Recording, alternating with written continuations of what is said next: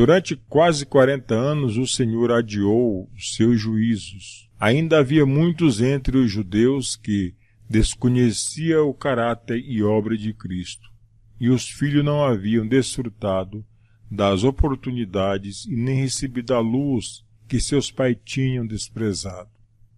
Através de pregação dos apóstolos, Deus faria com que a luz resplandecesse sobre eles. Veriam como a profecia havia sido cumprida, não apenas o nascimento e vida de Cristo, mas de sua morte e ressurreição. Os filhos não foram condenados pelo pecado dos pais, mas, quando rejeitaram a luz adicional a eles concedida, tornaram-se participantes dos pecados de seus pais e completaram a medida de sua iniquidade. Os judeus os recusarem o arrependimento, rejeitaram a última oferta da misericórdia. Então Deus afastou deles a proteção. A nação ficou sob controle do líder que escolhera. Satanás suscitou os mais violentos e vis desejos. As pessoas achavam-se fora da razão, controlada pelo impulso e pela cega raiva, tornando-se satânica em sua crueldade. Amigos e parentes traíam-se mutuamente. Pais matavam seus filhos, e estes, os pais. Os dirigentes do povo não se controlavam. Os maus desejos os transformaram em tiranos. Aceitaram o falso testemunho na condenação do inocente Filho de Deus. Em seguida, as falsas acusações tornaram-se inseguras na sua própria vida. O temor de Deus não mais os perturbaria. Satanás se achava à frente da nação. Chefes de facções oponentes caíam sobre as forças uns dos outros, executando impiedosamente matança. Mesmo a santidade do templo não reprimida a horrível ferocidade deles. O santuário estava contaminado com os cadáveres. No entanto, os instigadores dessa terrível ação declaravam não temer que Jerusalém viesse a ser destruída. Ela era a cidade de Deus. Mesmo enquanto as legiões romanas estavam sitiando o templo, multidões acreditavam que o Altíssimo interviria a fim de derrotar os inimigos. Entretanto, Israel havia desprezado a proteção divina, por isso não ficara vulnerável. Sinais do desastre. Todas as predições de Cristo sobre a destruição de Jerusalém se cumpriram. Apareceram sinais e maravilhas. Durante 7 anos um homem esteve a subir e a descer as ruas de Jerusalém, declarando as aflições que sobreviveriam à cidade. Esse ser estranho foi preso e açoitado, mas aos insultos e maus tratos respondia somente: ai, ai de Jerusalém. Ele foi morto no cerco que havia predito. Nenhum cristão morreu durante a destruição de Jerusalém. Depois que os romanos, guiados por Céstio, cercaram a cidade e inesperadamente abandonaram o cerco quando tudo parecia favorável a um ataque imediato. O general romano retirou suas forças sem a mínima razão aparente. O sinal prometido havia sido dado aos cristãos, que aguardavam o cumprimento da profecia. Veja em Lucas 21, 20, 21.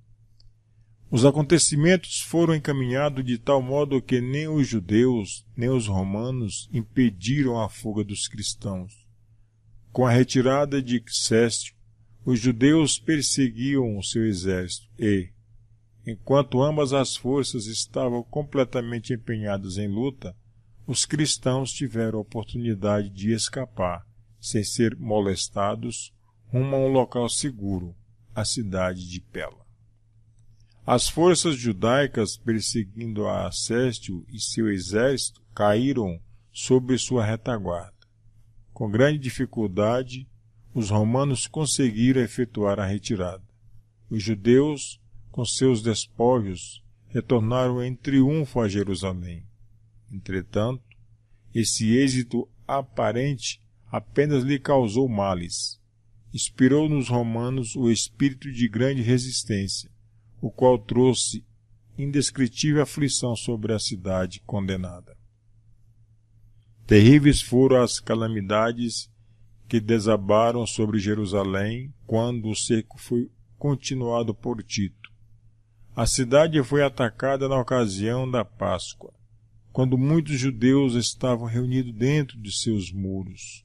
Provisões de víveres haviam sido previamente destruídas pela vingança de facções opostas. Em consequência disso, foram experimentados todos os horrores da morte por fome. Homens roíam o couro de seus cinturões e sandálias e a cobertura de seus escudos. Inúmeras pessoas saíram da cidade à noite para apanhar plantas silvestres que cresciam fora dos muros da cidade. Embora muitas fossem mortas com severas torturas, muitas vezes aquelas que voltavam em segurança eram roubadas naquilo que haviam conseguido recolher. Maridos roubavam de sua esposa, esposas roubavam do marido, filhos arrebentavam o alimento da boca de seus idosos pais. Os chefes romanos se esforçaram para instigar terror nos judeus e assim conseguir sua rendição. Os prisioneiros eram açoitados, torturados e crucificados diante dos muros da cidade. Ao longo do vale de Josafá, no Calvário se ergueram cruzes em grande número. Mal havia espaço para alguém se movimentar entre elas. Dessa maneira cumpriu-se o espantoso desejo manifesto perante o tribunal de Pilatos. Caia sobre nós o seu sangue, sobre nós, seus filhos. Mateus 27, 25. Tito enchia-se de horror ao ver os corpos jazendo aos montões nos vales. Como alguém em êxtase, ele contemplava o templo esplendoroso, enquanto emitia ordem para que sequer uma pedra do mesmo fosse tocada. Fez enérgico apelo aos líderes judaicos para que não forçassem a profanar com sangue o seu lugar sagrado. Se eles combatessem em qualquer outro lugar, nenhum soldado romano violaria a santidade do templo. O próprio Joséfo, historiador judeu que estava a serviço dos romanos, suplicou que se rendessem para se salvarem, bem como sua cidade e seu lugar de adoração a Deus. Com amargas pragas, contudo, dados foram lançados contra ele, que era o último mediador humano dos judeus. Os esforços de Tito para salvar o templo não tiveram êxito. Alguém maior do que ele havia declarado que não ficaria pedra sobre pedra. Tito finalmente resolveu invadir o templo, decidiu se possível, salvá-lo da destruição. Mas suas ordens foram desatendidas. Um soldado arremessou uma tocha através de uma abertura no pórtico e imediatamente as alas, revestidas de cedro, em redor de sua casa sagrada estavam em chamas. Tito se precipitou para o local e ordenou aos soldados que apagassem as chamas. Suas palavras não foram atendidas. Em sua fúria, os soldados lançaram tochas ardentes nas salas adjacentes ao templo, e com a espada assassinavam aqueles que ali tinham procurado abrigo. O sangue corria com água pelas escadas do templo. Depois da destruição do templo, a cidade inteira caiu nas mãos dos romanos. Os líderes judaicos abandonaram as torres impenetráveis. Tito declarou que Deus o havia entregue em suas mãos, pois arma alguma, ainda que poderosa, poderia ter prevalecido contra aqueles enormes muralhas. Tanto a cidade quanto o templo foram arrasados até os fundamentos, e o terreno em que se erguia a casa sagrada foi lavrado com um campo. Jeremias 26, 18. Mais de 1 milhão de pessoas percebem. Os sobreviventes foram levados cativos, vendidos como escravos, arrastados até Roma, lançados às feras nos anfiteatros ou dispersos por toda a terra. Os judeus haviam enchido por si mesmos a taça da retribuição. Em todas as aflições que os acompanharam em suas estavam apenas colhendo o que suas mãos haviam semeado. A tua ruína, ó Israel, vem de ti. Os seus pecados causaram sua queda. Os sofrimentos dos judeus são muitas vezes representados como punição por decreto direto da parte de Deus. E assim que o grande enganador procura esconder a sua própria atuação pela inflexível rejeição do amor e misericórdia divino. Os judeus fizeram com que a proteção de Deus fosse deles retirada. Devemos muito a Cristo pela paz e proteção de que desfrutamos. O poder controlador de Deus impede que a humanidade passe completamente para o domínio de Satanás. Os desobedientes e ingratos têm grande motivo de gratidão pela misericórdia e paciência de Deus. Quando, porém, os seres humanos ultrapassam o limite da clemência divina, a restrição é removida.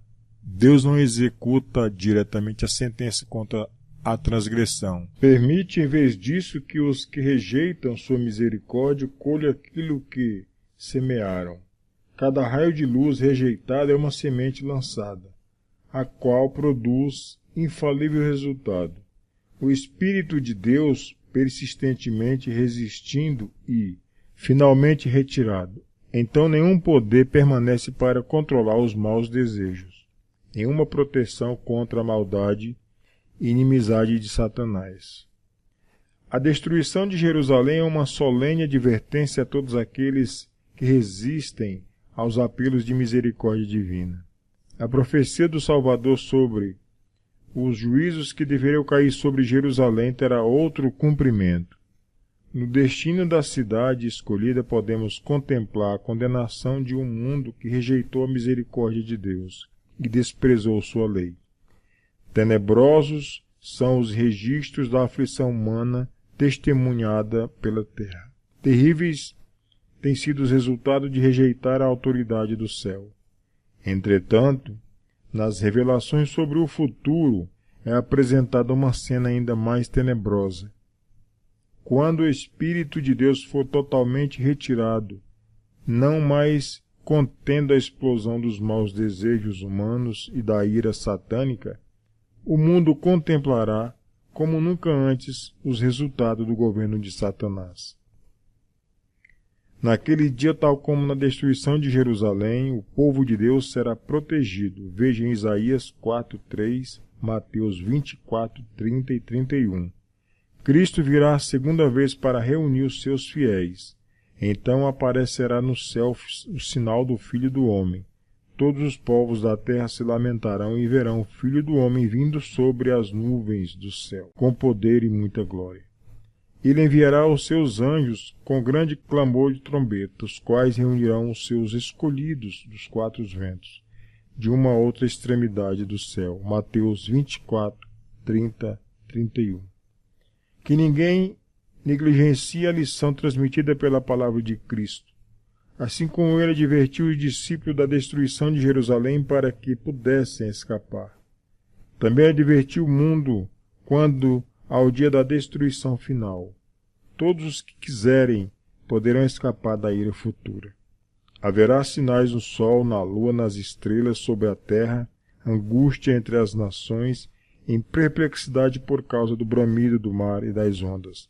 Lucas 21, 25, veja Mateus 24, 29, Marcos 13, 24, 26, Apocalipse 6, 12, 17. Vigiai, é a advertência de Cristo em Marcos 13, 35. Aquele que atender ao aviso não serão deixados em trevas. O mundo não está mais preparado para aceitar a mensagem destinada a este tempo dos que estiverem os judeus para receber o aviso do Salvador a respeito de Jerusalém. Venham quando vier. O dia do Senhor surpreenderá os ímpios, correndo a vida de sua rotina invariável, encontrando-se as pessoas envolvidas em prazeres, negócios, projetos e ambição de ganho fácil, estando os líderes do mundo religioso a engrandeceu o progresso do mundo, e encontrando-se as pessoas embaladas num falso senso de segurança. Então, como o ladrão que à meia-noite rouba a casa, não protegida, sobreviverá repentinamente à destruição aos despreocupados e ímpios. De nenhum modo escaparão. Veja em 1 Tessalonicenses 5, 2, 5.